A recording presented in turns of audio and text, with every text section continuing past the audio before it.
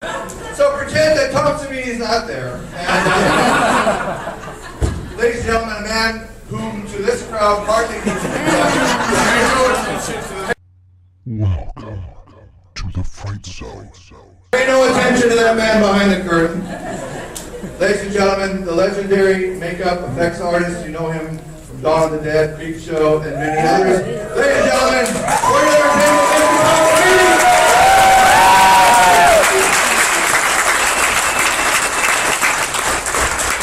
Okay, what do you want to know?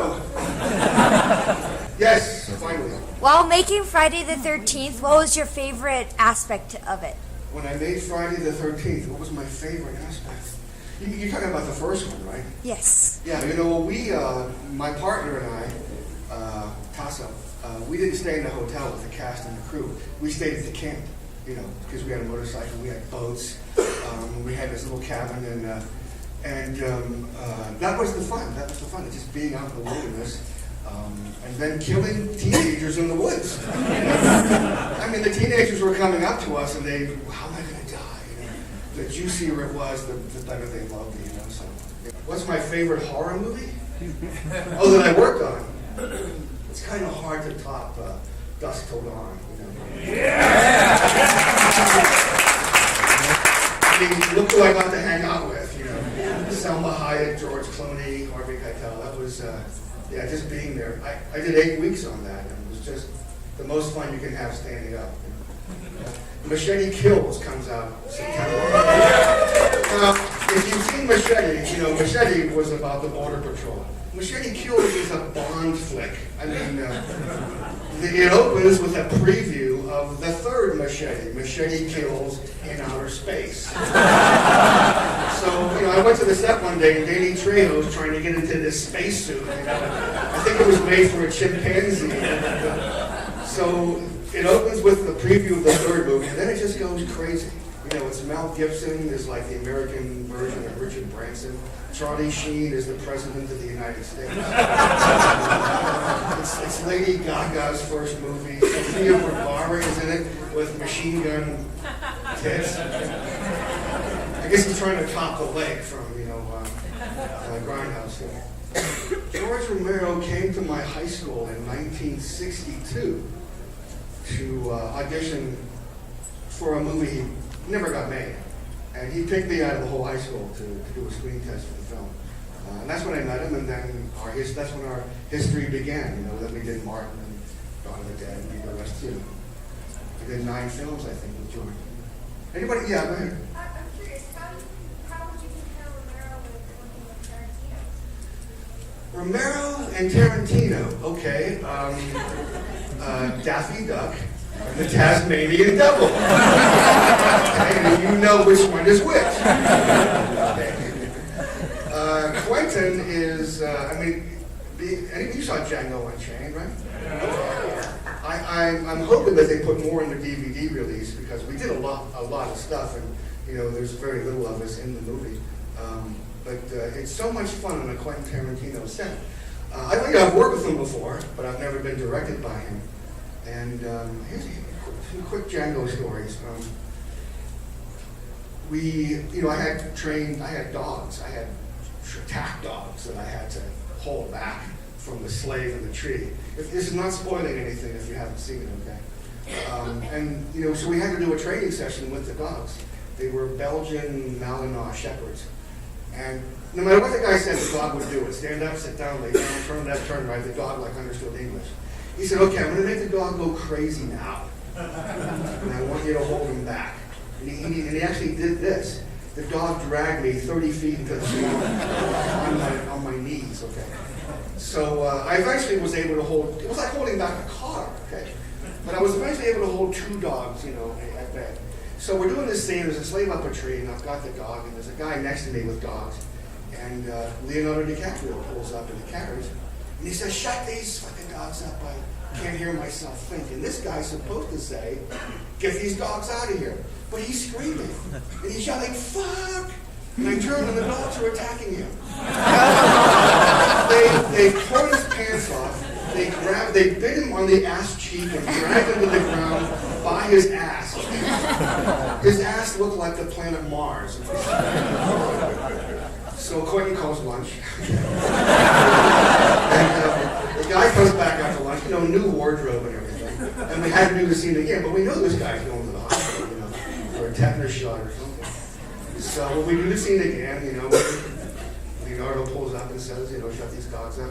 And he says his line, he says, get these dogs out of here. So my job now is to grab the leash on his dogs. So I learned if I manhandled my dogs, they would do what I wanted to do. And I went to reach for the leash, and then now the dogs attack me. Right? But I kept doing the scene with the dog hanging off my arm, biting on the thing. The trainer said the reason I still have my arm is the dogs didn't feel the stunt pads when they bit me, because they're trained to attack stunt pads. Because when they cut that slave down from the tree and put the stunt pads on him, the dogs tore him to shreds. He was safe, okay, with the pad. But they're trained to attack the stunt pads, okay? Yes? I've heard a lot of negative feedback about the changes in the effects industry and how it's shrinking and exporting cost everything overseas and things of that nature. Is it like it's not a good time for aspiring artists? No, for CGI artists maybe.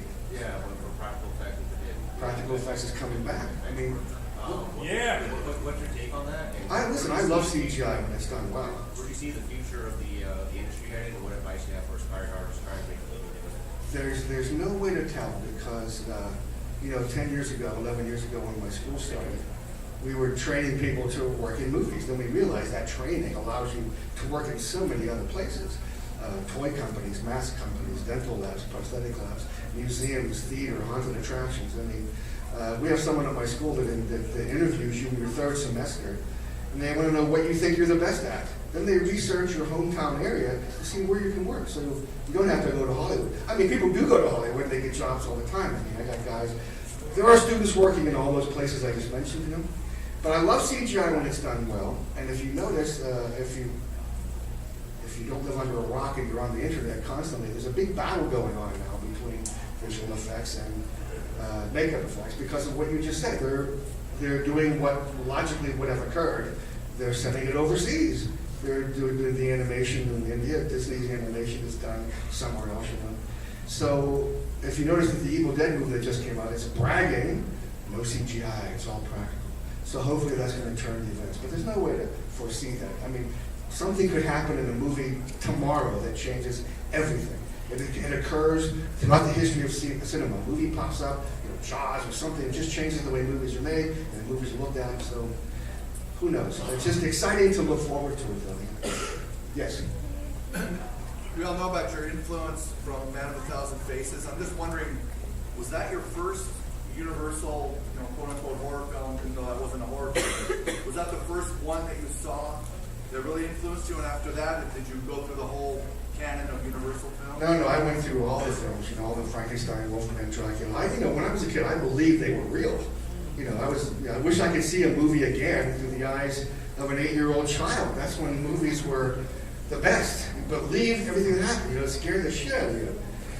But when I saw Man of a Thousand Faces, it's like, oh, aha, somebody creates the monsters. Interesting. Well, no, I'm going to be the one that creates the monsters. The sad thing is that the reason you love movies is because some magic moment that you saw in some movie, the sad thing is that magic, once you get behind the scenes, that magic is destroyed. It never comes back. It's replaced by the new magic of creating, But I wish I could see a movie again through my 9-year-old eyes. And my daughter, when she made me take her to see Coppola's Dracula, and she was 8 or 9, 8 times, And I'm sure there were people in the audience. What the hell's that guy doing with this little girl? If you sat next to her, she's like, Dad, is that foam latex or silicone? Is that? Shut up! It's hard enough for me to enjoy a movie without thinking of that stuff. So now, if I just get stoned, it's easy to get back. Get back to the 90s. You have to do that. It just narrows your concentration. That's how I become 9 years old again. And it's a black comedy. It's more Chainsaw black comedy. Massacre too. Yeah, that sort of thing. And how did you? What was your reaction? Well, first reaction when Toby, or whoever, came to you and thought, being part of a sequel that's, to one of the most, disturbing movies of all Right, time. right. How's Well, that? when Toby Hooper called about doing the effects on Texas Chainsaw 2, my first thought was to do Grandpa better, and to make a different Leatherface in that. It just looked like a leather bag over the guy's head. So my Leatherface has like 4 faces in it, like he would have skinned people and made faces out of them. So that was, and then to do Grandpa, I just went right out of Dick Smith's, the way Dick Smith did Dustin Hoffman. So, but the gore effects, I mean. I'm trying to think what the hell we did. A lot of the stuff was cut that we did. There was a big scene in the parking lot where the family pulls up and just chops the piss out of everybody. Hands. I got killed in that scene, and that's not in the movie. It's in some re-release. There's something. They brought in a second unit director, and then they put his scenes. Toby didn't want his scenes in it. But what were the gore stuff? I mean. Say what? See, but that wasn't edited very well because we had a scene where you actually saw the guy screaming and the top of his head would start to come off. In the movie, you see the guy reaching, and then they cut to the back and the head's already gone and blood squirting out. It was almost a comedy, But it was great fun to work with Toby Hooper because he smoked Monte Cristo cigars. Constantly. Monte Cristo, Dr. Pepper. I bought my half that you could put 2 Dr. Peppers in with tubes coming down the drain. I have a picture of him with that. And the Monte Cristos, they're worth like $30 a piece. He threw them away when they were still worth $10 when he threw them away. But every time he wanted something, Tom, I need a Leatherface mask. I'm going to Japan, box of Monte Cristos. And I get them in the mail, so a little bit of behind the scenes of that. What would you think is your scariest memory? What do you find terrifying? What do I find terrifying? Okay, that's a tough question for me because it's really hard to scare me, But razor blades, spiders, scared of those. But I grew up when all the scary stuff that happened in movies happened off camera or behind closed doors, And those are the things that have stuck in my head longer than anything an effects artist has created. So, but unfortunately, if you go see a movie today and there's no gore, you're being trained to accept, bombardment of effects coming at you, When something happens that you aren't, I'll tell you, here's a good example. When Michael Madsen cuts off the cop's ear in Reservoir Dogs, Quentin moved the camera away so you didn't see it. You imagined what was going on. You will always have to imagine what was going on because you don't see it. Can you talk a little bit about working on Creepshow? Because I can watch tons of gory movies, but still, the most disturbing scene for me in the movie In Creepshow? In Creepshow is when the roaches. Well, I told you, spiders. I can't stand bugs. I was never in the same room with those roaches. We sent 2 entomologists to Trinidad to collect the roaches. Okay? The stories they told us of how they collected those roaches are scarier than any movie you've ever seen.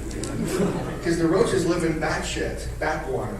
Okay, so they would put rubber bands around the pants legs, and they would just dig into the bat shit and make a hole, turn the lights off.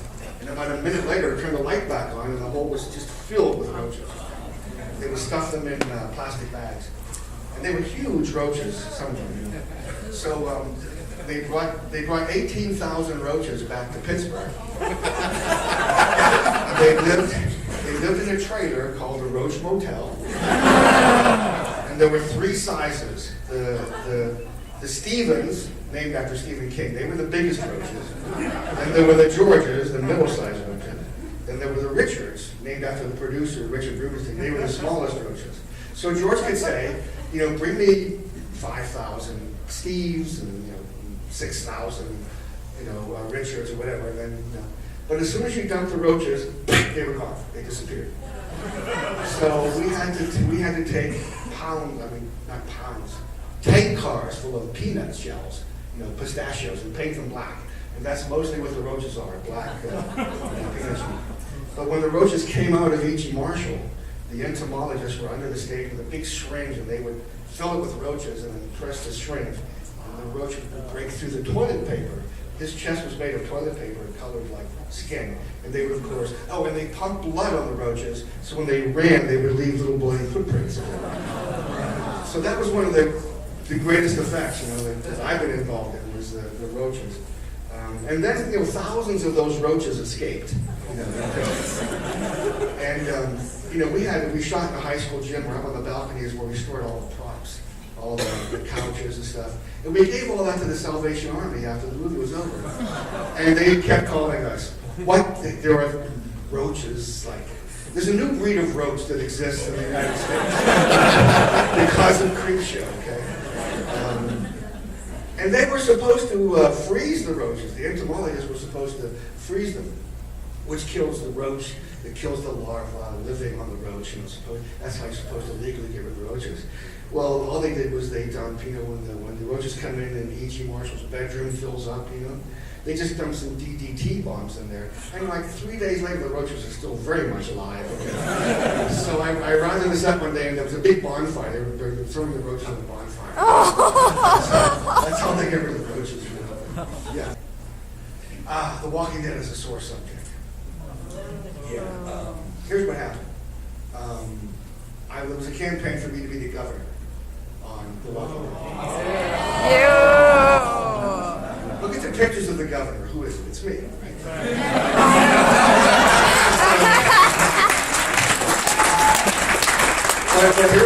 I'm glad you brought that up, because Greg Nicotero was here yesterday. Greg Nicotero is my protege. I've known him since he was 14. He's now exec producer on The Walking Dead. Okay. So I'm having lunch with Greg in L.A. And we're going to some little dinky Mexican restaurant in Chattanooga. So we're driving along, and I was like, because I'm constantly badgering Greg about being the governor. Every time I go to a store and there's a comic book of The Walking Dead, there's a picture of the governor, I take a picture of it and I send it to Greg.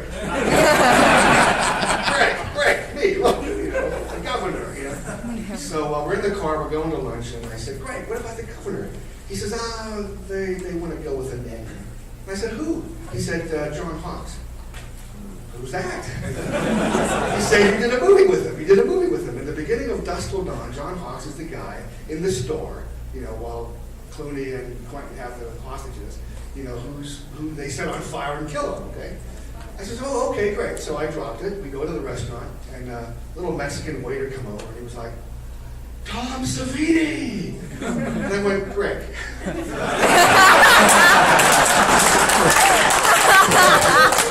Is he going to do that with John Hawkes?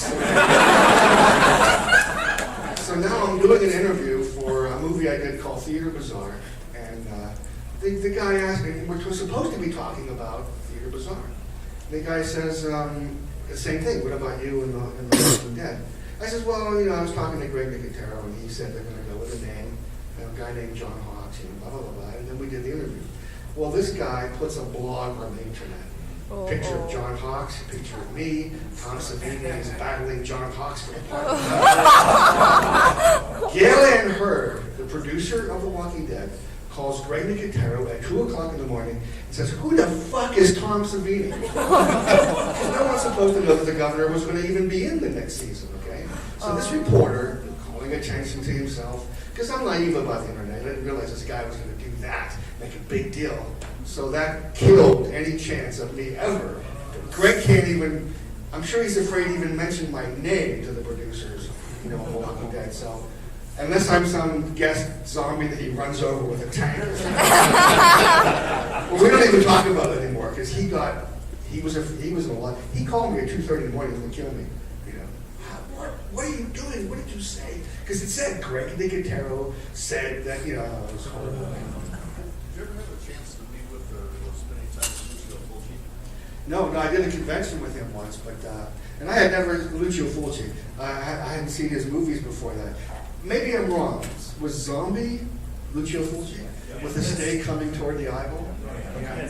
That was what I remember from that movie, and it illustrates you are being trained to accept what's called a chair jumper, and a chair jumper in a movie is when somebody jumps up and goes boo, or a cat flies through a window, or birds come out of here. They do it everywhere. The new Wolfman movie, which I adore, but it was full of those things. Scares that weren't Wolfman scares. A cat, something like that. So those are called chair jumpers. But the best scares come from suspense. Okay.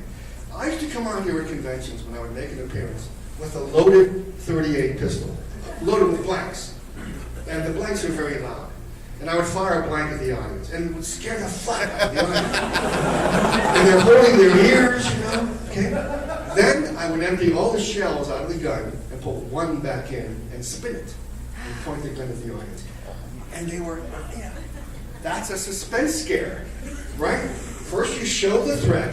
The threat is horrible. Now you put the audience in it, okay? And that was my way of explaining that the best scares come from suspense. And that's true today, and only the best directors do it. Here's a room, and there's a door here, and there's a door here. And behind this door, you show the monster, or the psycho, or the tentacled creature, or whatever the bomb, whatever it is, you show it behind that door. And then you show the girl walking in this door. And it's usually a girl, because it's a horror movie, right? Okay. From the second she walks in, the scare has started. You're waiting. You can't wait for her to get to that door. Please go to the door. See what's going to happen. The suspense has begun. So if you're a good director, you slow her down. The phone rings. Fuck! Now, the entire time she is on that phone, get to the door. Get to the door. The scare has begun. And why? Because you've shown the threat. If you didn't show that, who cares about what this scene is about? Okay, so now she's on the phone, she hangs up, and you go, great. And then she starts walking toward the door, and you slow her down again. Oh, I broke a nail. Now, if you're a good director, it's all about the timing, because if you wait too long, the audience is like, I don't give a shit anymore. Go to the door. But if you're on top of it, and your timing is right, you get her to the door finally, and she opens it, and there's nothing there. And you go, oh. And then the fucking monster. The best way to scare somebody is to make them laugh or make them go, oh, and relax before the scare comes. So, and that scare can be like, 30 seconds, or more, depending on how well you can do it. But anybody can jump up and go, boo. It's the good movies and the good directors that you love that put that suspense on you and just make you uncomfortable. And the best haunted attractions do that too. I mean, you go to Universal Horror Nights, and the sets are beautiful, but it's people just jumping up and yelling boo and being annoying, You have to create suspense. I did a haunted house in Pittsburgh called Terramania for like 8 years. Now, when somebody walks into a haunted attraction, they're looking for what they think is going to scare them. Because they don't want to be scared too bad, right? Okay. Well, we know this, right? So here's there was 27 rooms, but in one room there was a bed and a body lying in the bed, and it was a padded cell, kind of like a room, So we had motors in the ceiling with some fish line, making the body move. So when you walk in the room, you're like, that body's going to do something. The ball grabs you. That's a haunted attraction that is psychologically disturbing and has suspense and deals with it. Like I said, anybody can jump up and go boo. So if you're an amateur filmmaker, remember, anybody can jump up and go boo and scare somebody. Anybody can do that. And that scare lasts for, a second or two? The suspense scare, you can draw that out and make it the most horrible, psychologically disturbing scare. Anyway, have fun. I'm having a blast. And I will... Ladies and gentlemen,